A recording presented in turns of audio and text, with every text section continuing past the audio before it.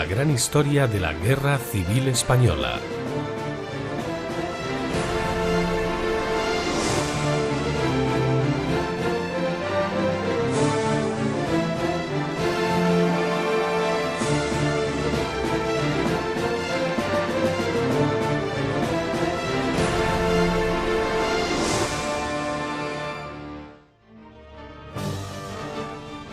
A punto de cumplirse 20 meses de contienda, el Ejército Nacional ha conquistado toda la zona norte y en marzo de 1938 ocupa más de la mitad de la península.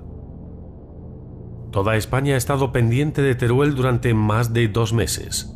Una pequeña ciudad que lo ha sido todo por unos días para la República y que finalmente ha sido reconquistada por las tropas nacionales el 22 de febrero de 1938. La ciudad está destrozada. El seminario, el gobierno militar y otros edificios robustos no son más que esqueletos. Los escombros llegan a alcanzar 2 y 3 metros de altura, impidiendo el paso por sus calles. Únicamente se mantiene en pie la Torre de San Martín, mellada por los cañonazos. A pesar de todo, las tropas nacionales celebran la victoria y el fin de la batalla.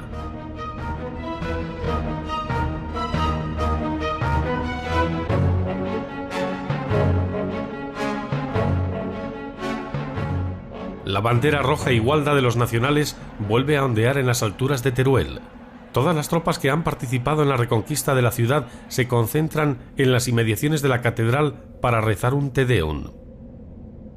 En las calles de Teruel se mezclan las boinas de los requetés con las camisas azules de los falangistas y los gorros cuarteleros de los soldados. El resto del centro urbano, la catedral, el convento de Santa Clara y el seminario no son más que gigantescas montañas de cascotes y ladrillos.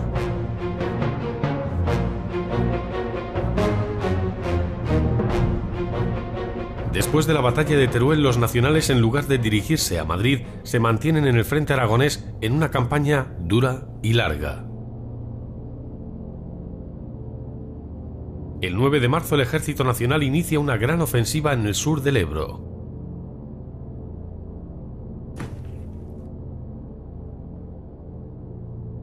La estrategia sorprende al alto mando republicano, que espera un ataque más al sur, en el sector defendido por el Ejército de Levante.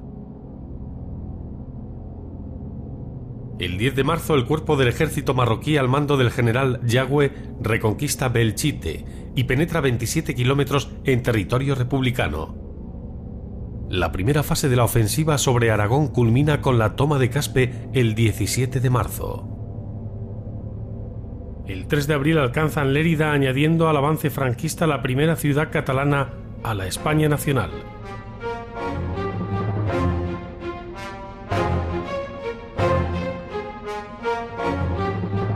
Franco da por finalizada la campaña en tierras aragonesas, desechando lanzarse sobre Cataluña por temor a una posible internacionalización del conflicto.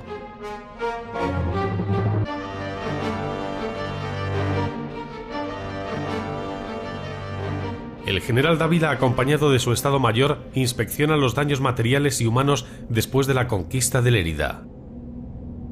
Los nacionales dejan tierras catalanas y comienza la campaña sobre Levante, teniendo como objetivo principal Valencia.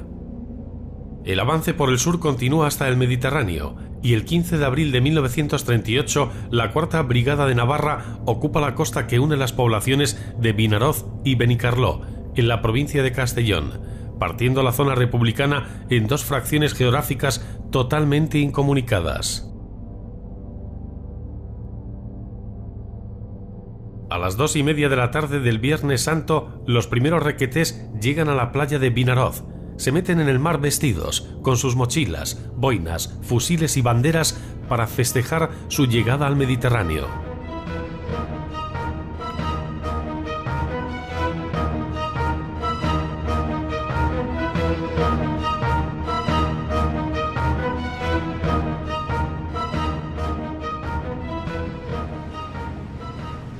Al mando de sus tropas, el coronel Camilo Alonso Vega llega por fin al Mare Nostrum.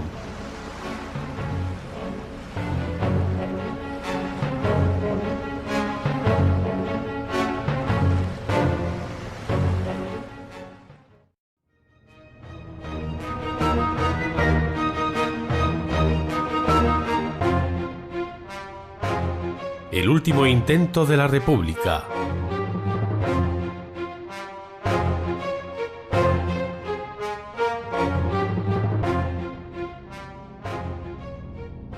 Después de la brillante campaña del Maestrazgo, el ejército de Franco enfila todos los caminos hacia Castellón.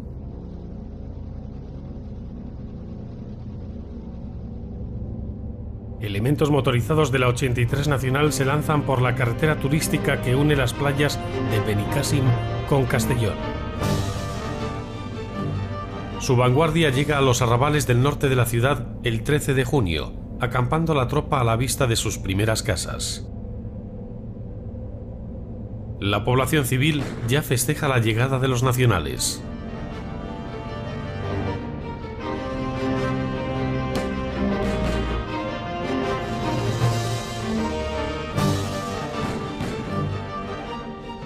Son horas de confusión y sangre.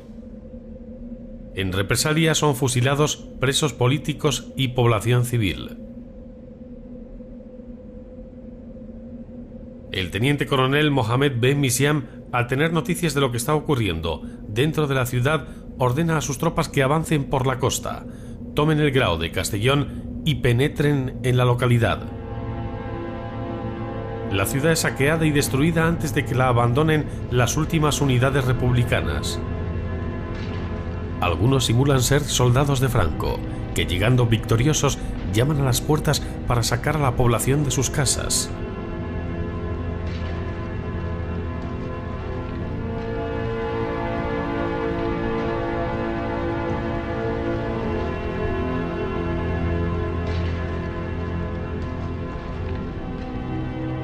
A media tarde, Alonso Vega se coloca en la retaguardia de los republicanos, lo que genera la desbandada de las fuerzas frente populistas que aún quedan en Castellón. El 15 de junio a las 9 de la mañana, el cuerpo de Galicia del coronel Aranda entra en Castellón y las tropas comandadas por García Baliño toman Villarreal.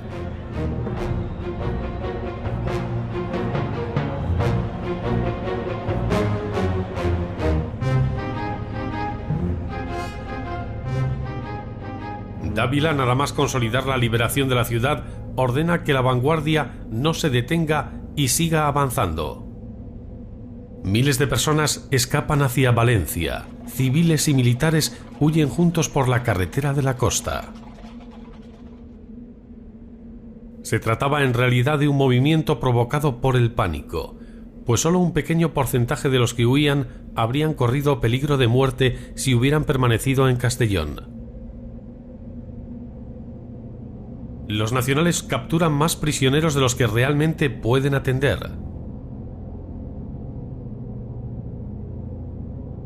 Valencia está cada vez más cerca de las tropas nacionales.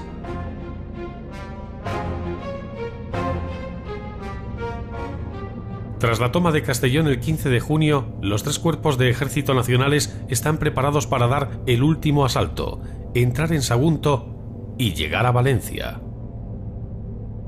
El 13 de julio se inicia la ofensiva con un fuerte bombardeo artillero y aéreo como preámbulo de la última fase de la campaña de Levante, el asalto para llegar a Segorbe y Sagunto. La intención de Franco es arrinconar a su enemigo en la costa, alejándole de las zonas escarpadas que tanto dificultan su propio avance.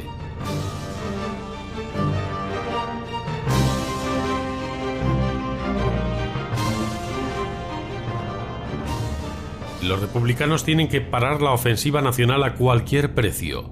Para ello destinan al frente de Levante hasta 6 cuerpos de ejército, mientras otro más permanece en la reserva.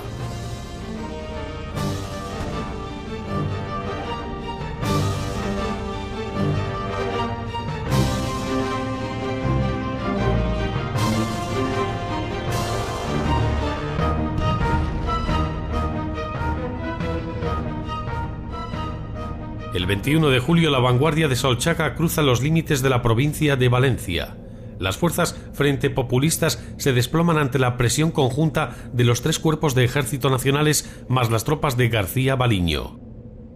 El 25 de julio ya han rebasado Sagunto y la resistencia republicana está totalmente desorganizada.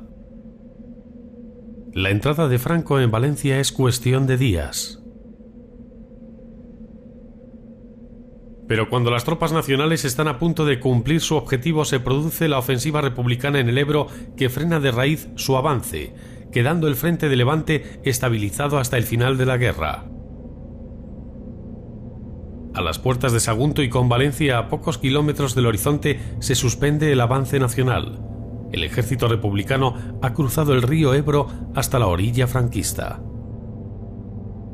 Una vez que los nacionales llegaron al Mediterráneo, el próximo objetivo era la ciudad de Valencia.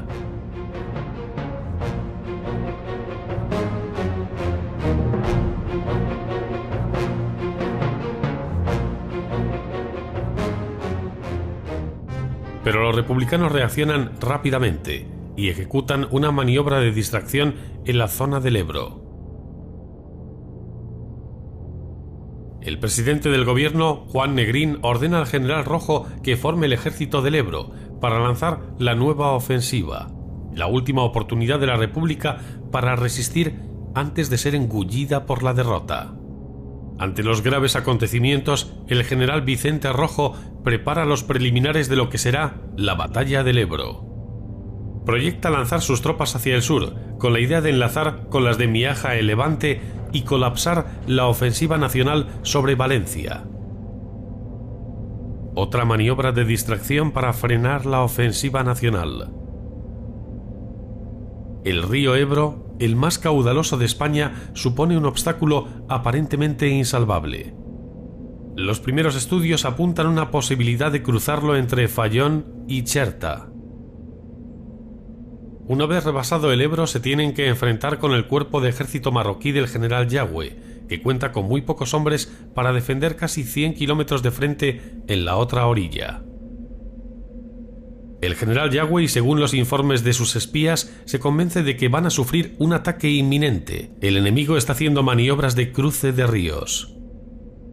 Y el verano es la mejor época para vadearlo. Los republicanos van a escoger el tramo entre Mequinenza y Amposta por ser la zona más vulnerable. Nunca antes en la Guerra Civil Española ningún bando ha osado realizar una acción tan aparentemente suicida y desesperada.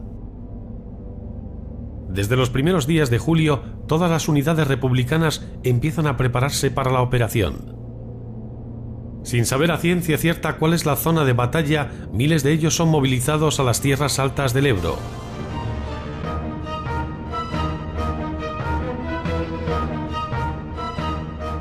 El ejército del gobierno realiza prácticas de marchas nocturnas y de cruce de tropas sobre agua, sin saber que están ensayando un ataque real sobre el Ebro.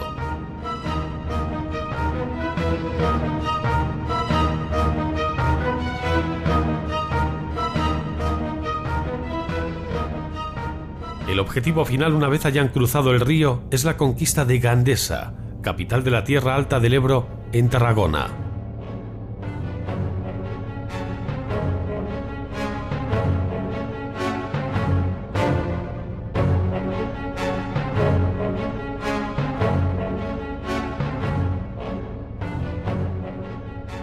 Hacia el 4 de julio, los espías nacionales informan de una concentración importante de brigadas internacionales y más de 300 barcas cerca de Cherta. Las compañías de ingenieros llevan varias semanas ensayando la instalación y retirada de pasarelas y puentes. La maniobra más bella de toda la guerra está a punto de comenzar. Se trata de una acción sin precedentes en la historia de los conflictos armados. La batalla de los 100 días, la más larga de toda la Guerra Civil Española, se va a librar en el Gran Recodo del río Ebro, cuyo teatro de operaciones es la comarca tarraconense de la Tierra Alta. Su capital es Gandesa, un importante nudo de comunicaciones en territorio nacional.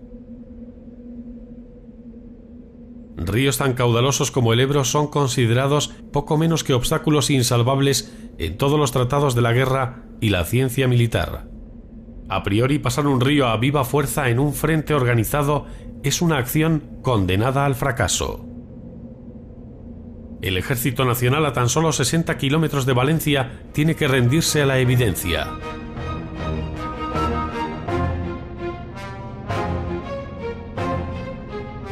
Los planes se quedan en suspenso aquel 25 de julio de 1938, cuando el ejército republicano cruza el río.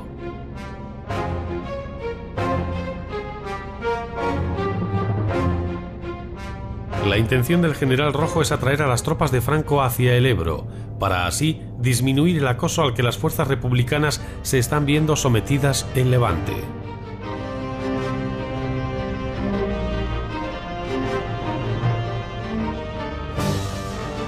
A partir del 21 de julio, el desplazamiento de tropas y material con el fin de aproximar los efectivos necesarios a puntos cercanos al río es incesante. Los movimientos se llevan a cabo con todas las precauciones posibles, con controles de circulación rigurosos para organizar el caos en que puede convertirse la zona, ante la escasez de vías de comunicación. Los traslados se llevan a cabo en 2 jornadas, los días 22 y 23 de julio. Las tropas de infantería hacen los desplazamientos a pie, unos 25 kilómetros por jornada. Caminan con el equipo a punto y sin saber exactamente cuál va a ser el punto de partida. Miles de soldados aguardan agazapados la hora de entrar en acción sobre el cauce del Ebro. La zona elegida por los republicanos se encuentra defendida por el general Yagüe y su cuerpo de ejército marroquí. El general está nuevamente al mando una vez cumplido su arresto que se le impuso con motivo de su discurso de conciliación entre todos los españoles. La vulnerabilidad de la defensa es tan grande que puede decirse que las tropas nacionales no ponen más que una leve cortina de resistencia. Pero se tiene mucha confianza en la calidad de las tropas del cuerpo de ejército marroquí. Compuesto por 3 divisiones, se encuentra situado entre el mar y el sector del río Segre. La 13ª División al mando de Fernando Barrón cubre la zona entre las desembocaduras de los ríos Noguera y Segre. La 105 División de López Bravo vigila desde Cherta hasta el Mediterráneo. En cambio, la 50 División de Campos, que cubre la comarca de Gandesa, aún no está fogueada y es precisamente esta bisoña unidad a la que el destino tiene reservado tener que enfrentarse con sus 12 batallones a los 2 mejores cuerpos de ejército del enemigo. El 15º Cuerpo de Ejército de Tagüeña y el 5º Cuerpo de Ejército de Líster.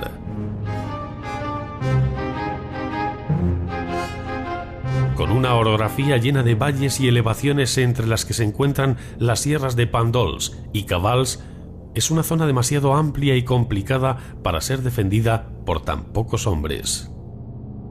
Sus tropas son escasas y el dispositivo muy frágil. Por una confianza excesiva se ha descuidado de modo alarmante su fortificación, que apenas existe. Los soldados republicanos esperan la señal para cruzar el río, mientras que los nacionales, ajenos a la amenaza que se cierne sobre ellos, dejan pasar el tiempo con momentos para el ocio y el entretenimiento.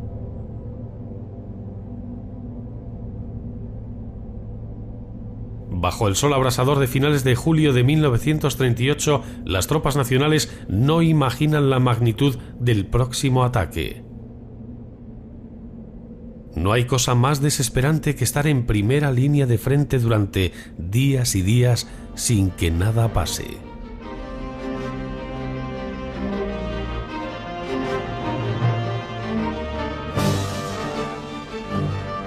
El general Yagüe cree que los republicanos serán incapaces de emprender una acción basada en el cruce del río. Después de un desembarco es la operación más difícil en una guerra. Pero en realidad Yagüe subestima a los republicanos. La madrugada del 24 al 25 de julio, miles de hombres esperan la señal para cruzar el río por 10 lugares distintos. Unas 300 barcas permanecen escondidas, junto a los tramos de madera que van a servir para construir puentes y pasarelas que facilitarán el paso de la infantería, vehículos y material pesado. Cada cuerpo de ejército debe instalar 5 puentes. Además deben ponerse en servicio los antiguos puentes ferroviarios y de carretera. El mando del ejército del Ebro es encargado al teniente coronel Modesto, quien dicta la siguiente orden: A las 21 horas del día 24 de julio, todas las fuerzas y servicios se concentrarán en los puntos marcados. Hay que cuidar la seguridad de los flancos, mantener la iniciativa y actuar con audacia, pero sin inconsciencia. Las unidades permanecen ocultas en la oscuridad de la noche entre los juncos y cañaverales de la orilla. Ha transcurrido la medianoche cuando las primeras barcas se deslizan cautelosamente cruzando el río. Los remos cortan el agua con ligereza. Es el único ruido audible. La compañía de ametralladoras del 121 Batallón Republicano es la primera que franquea el río, como vanguardia para establecer la primera cabeza de puente en la orilla opuesta. Una vez ocupada la orilla, se sitúan las ametralladoras y se protege el paso de las otras unidades. Simultáneamente, los pontoneros tienden las primeras pasarelas de tiro rápido. Seguidamente, la 226 Brigada Mixta, compuesta de internacionales, cruza el río. Ya han pasado cerca de 3.000 hombres a la otra orilla. El desembarco se ha realizado con éxito. Los nacionales no sospechan nada.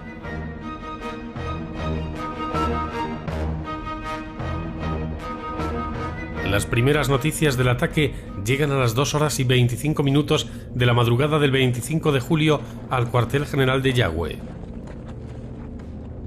Los soldados del ejército del Ebro atraviesan el río, arrollan a los soldados nacionales y establecen la cabeza de puente. Detrás de la 226 Brigada Mixta siguen los infantes de la 227 y algunos batallones de la número 50.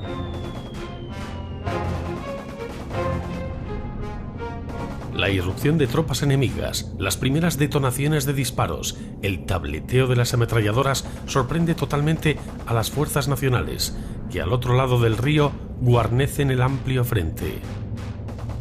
A la 1 de la madrugada, la 60 Brigada Mixta se infiltra con sus unidades por Flix. Las brigadas 31, 33 y 60 vadean el río por el sector comprendido entre Fallón y Ribarroja. La actividad en la orilla republicana del Ebro es frenética. La llegada de tropas es incesante. Todos esperan su turno para cruzar el río. Van concentrándose los carros blindados para que, una vez instaladas las pasarelas y puentes, puedan atravesar el Ebro.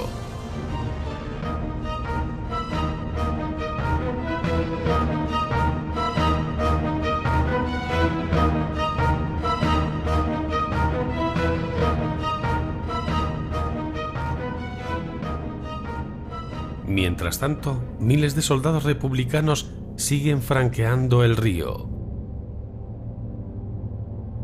Los remeros dan media vuelta a las barcas y regresan a la orilla izquierda para recoger otra hornada de soldados, mientras miles de compañeros aguardan su turno.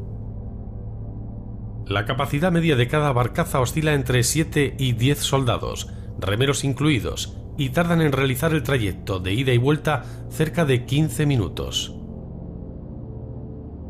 Por lo tanto, uno de los elementos esenciales para el paso de un río son los puentes y pasarelas, tanto para el franqueo de tropas como sobre todo para las unidades motorizadas y blindadas. Una vez vadeado el río, el punto de destino es Gandesa. No hay tiempo que perder. Si las fuerzas republicanas logran dominar todos los caminos, las tropas nacionales serán fácilmente aniquiladas.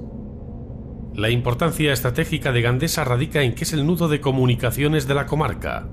Sin vacilaciones, las tropas republicanas se lanzan a su objetivo bajo una cortina de fuego de fusiles, ametralladoras y morteros. La larga noche queda atrás. El sol extiende su luz alumbrando el valle del Ebro y todo el vasto escenario que comprende Gandesa, Villalba y las sierras de Cavals y Pandols, donde durante los próximos 3 meses va a librarse la última operación de gran estilo, una de las batallas más sangrientas y decisivas de toda la Guerra Civil Española, la Batalla del Ebro.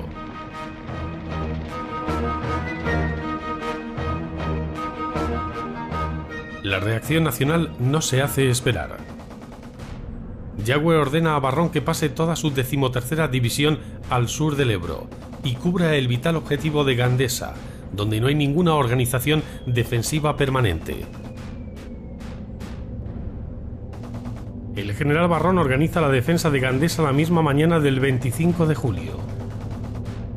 Reparte a los hombres desde el río Canaletas hasta Villalba de los Arcos, dibujando una línea que no debe ser rebasada por el enemigo.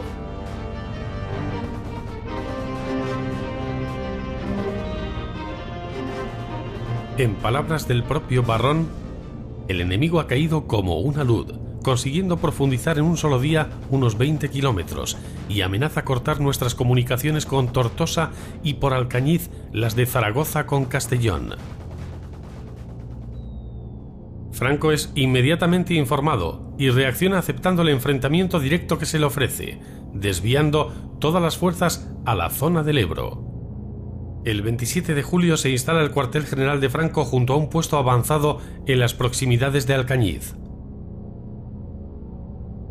Comienza un intenso movimiento de tropas por carretera para apoyar a los hombres de Yagüe.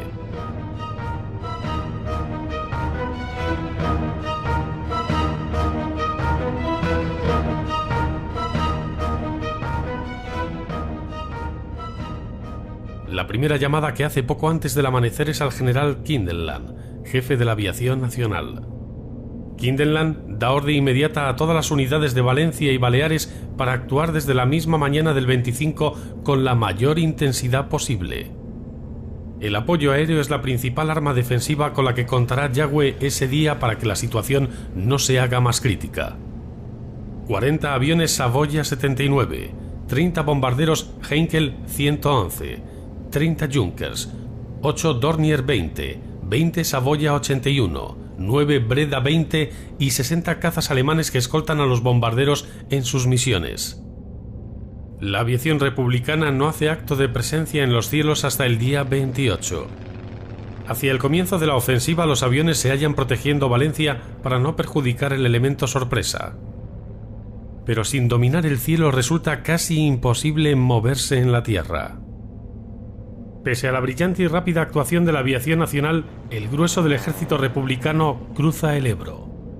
El frente nacional se rompe totalmente y el boquete abierto tiene unos 50 kilómetros de anchura.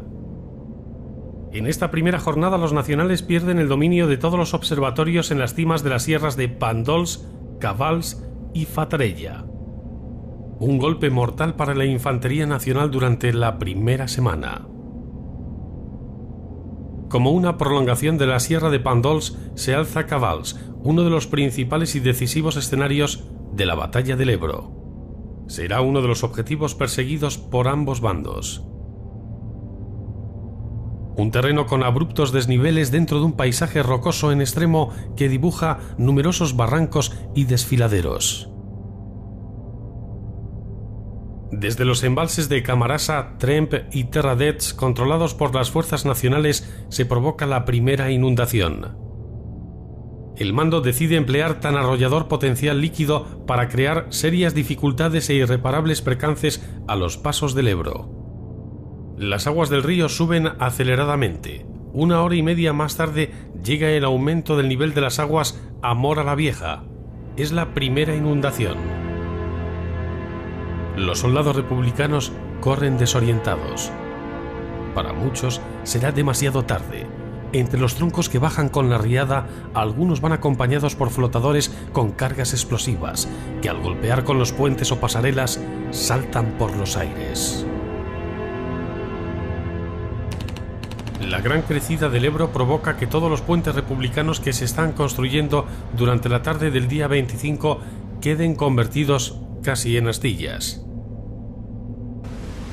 En el transcurso de los 4 meses de batalla se van a provocar 4 grandes crecidas del Ebro, pero ninguna tan decisiva y determinante como esta primera. En tierra la infantería republicana estará entregada a la reconstrucción de los puentes y desde el aire la aviación nacional constantemente empeñada en destruirlos. El principal acierto de los ingenieros de la República radica en la técnica empleada para enmascarar puentes. Instalan grandes lonas de tela sobre distintos puntos del río, atrayendo la atención de los bombarderos italianos.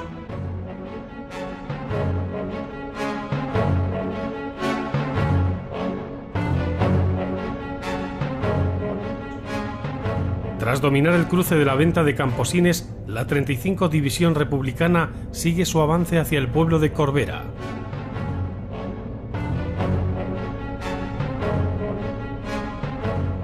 Todas las unidades nacionales, ante el intenso fuego artillero, retroceden hacia Gandesa, a escasos kilómetros de Corbera.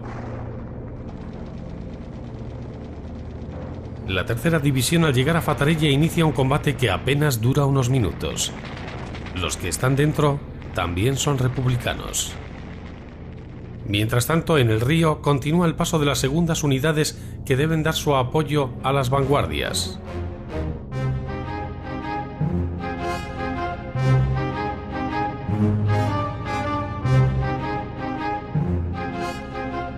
Su principal objetivo es unirse con las tropas de la 11ª División para desde Cabals pasar a controlar la cercana sierra de Pàndols, cuyo dominio es decisivo para la toma de Gandesa.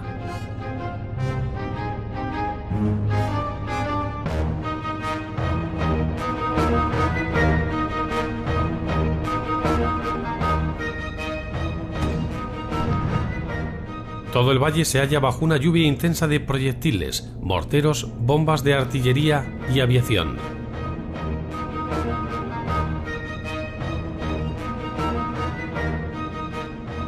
La sierra de Pàndols es un terreno inhóspito, sin apenas vegetación y con abruptos desniveles dentro de un paisaje rocoso.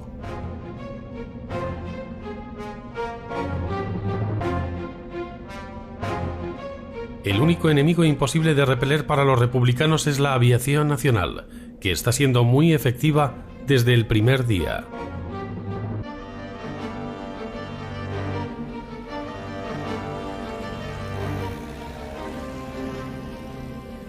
En cambio, la aviación republicana permanece en Valencia sin acudir al frente del Ebro, uno de sus graves errores. Al anochecer del día 25 de julio, el ejército popular domina la escarpada sierra de Pàndols y puntos tan importantes como la ermita de Santa Magdalena, a menos de 10 kilómetros de Gandesa. Aunque las bajas en ambos bandos son interminables, el informe que presenta el cuerpo de ejército marroquí a las órdenes de Yagüe es dramático. Batallones enteros diezmados, otros desaparecidos completamente. Aguas del río que bañan aldeas, aguas que traen cadáveres de jóvenes soldados muertos en el Ebro. En los partes oficiales de guerra que diariamente redactan el Ministerio de la República y el cuartel general de Franco, solo se reflejan los imparables éxitos de sus hombres y la cantidad de prisioneros y víctimas causadas a las tropas enemigas.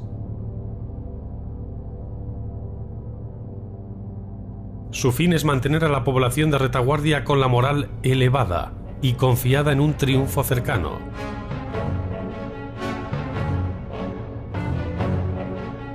La toma de Gandesa por parte de los republicanos significaría un golpe moral y militar de incalculables dimensiones.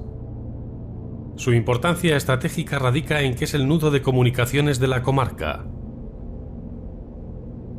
Pasado ese punto y por la depresión del terreno, ya no hay otro sitio donde el Ejército Nacional pueda frenar el avance.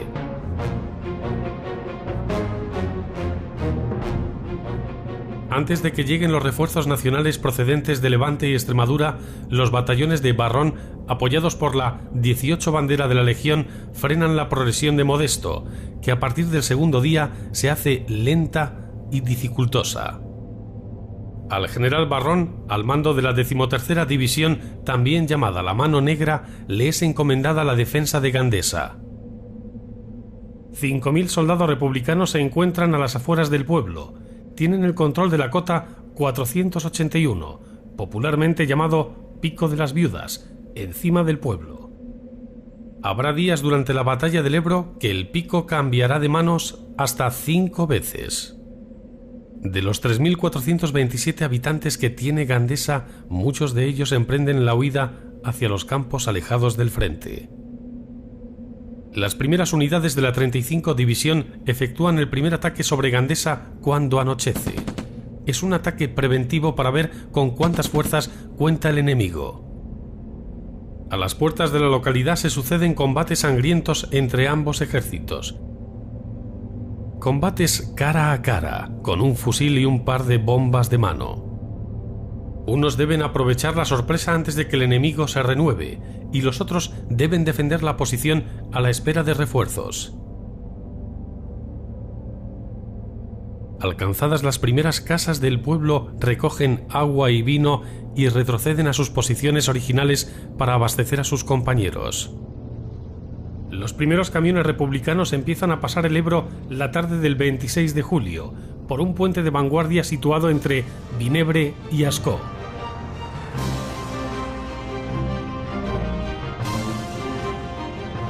Toda la orilla izquierda del Ebro es un auténtico caos, con cientos de camiones, tanques, ambulancias, vehículos transportando tropas y soldados esperando su turno para pasar.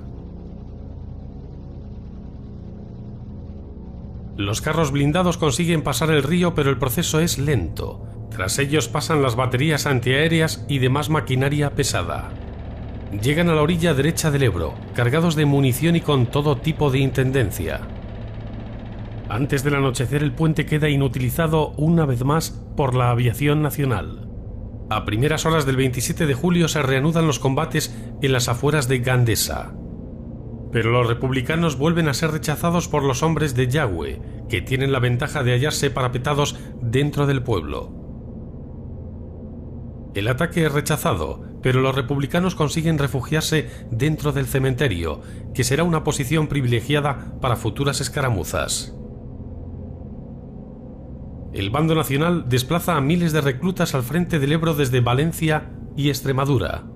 Cada división, cada brigada, cada soldado que viaja a la zona de Gandesa sabe exactamente su punto de intervención.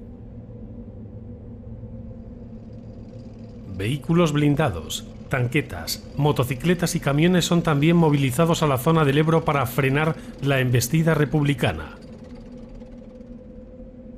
La 74 División es inmediatamente destinada a Villalba. Una de sus unidades más importantes es la compuesta por el Tercio de Montserrat, formada por requetés catalanes.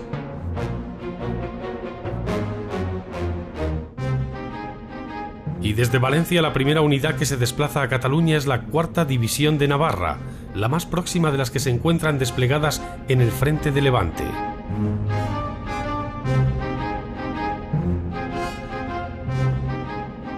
La primera contraofensiva nacional coincide con uno de los combates más intensos en la cota 481. Saben que si se hacen con esa posición impedirán cualquier ataque desde la sierra de Pàndols, pero los republicanos no perderán su dominio en ningún momento. El 30 de julio los vehículos cruzan el río infringiendo las normas de enmascaramiento que marca la táctica militar. En poco más de 6 días la ofensiva del Ebro termina con un saldo de casi 20.000 bajas en los dos ejércitos. Los hospitales más cercanos se encuentran desbordados. En Villalba de los Arcos, las tropas nacionales cuentan con un puesto de socorro y los muertos que se acumulan son sepultados en el patio trasero del café de la población. En cambio, en las trincheras republicanas, ante posibles problemas de salubridad, se apilan los cuerpos sin vida y se les prende fuego. Se calcula que más del 60% de las tropas que llegan a Gandesa y Villalba entre el 25 y el 27 de julio mueren en la última semana. En pleno frente, los médicos de campaña tampoco dan abasto con la avalancha de heridos. La eficacia del paso del Ebro, su ejecución y audacia supone el mayor éxito de la República en toda la Guerra Civil Española. El jefe del Estado Mayor Central del Ejército Republicano, general Vicente Rojo, ignora todavía cuál va a ser el resultado de las primeras acciones. Su observatorio se encuentra en la Mola de San Pablo, cerca de la Figuera, desde donde puede controlar todo el dispositivo de las operaciones puestas en marcha.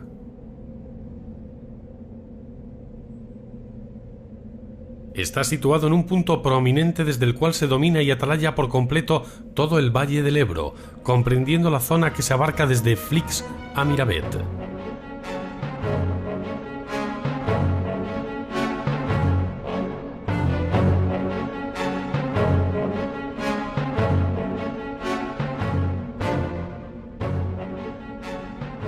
La primera fase de la batalla del Ebro podría calificarse de una perfección extraordinaria.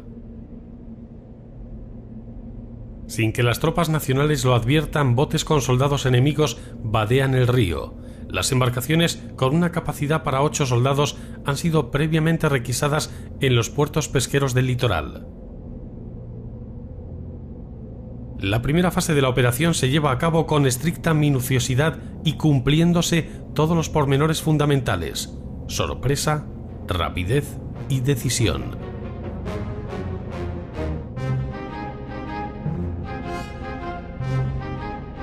Los soldados solo aguardan la orden de paso. Los pontoneros, moviéndose habilidosa y rápidamente, tienden las primeras pasarelas de tiro rápido, una línea de flotadores de corcho sustentando un camino de tablas.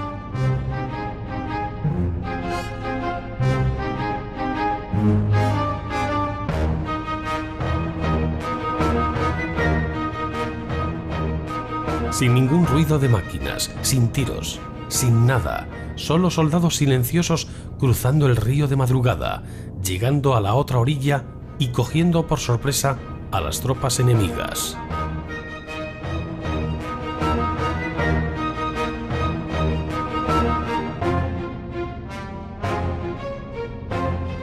Superado el escollo de las aguas, el avance ha sido vertiginoso, a pesar de haberse hecho a pie, sin apoyo de camiones ni de otros medios de transporte.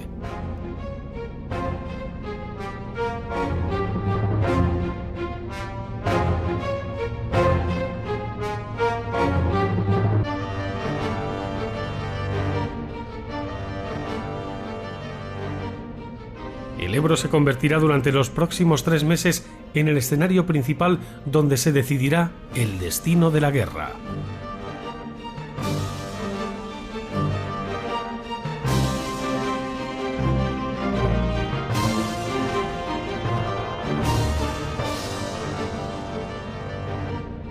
El ejército que cruza un río se carga de esperanzas de victoria.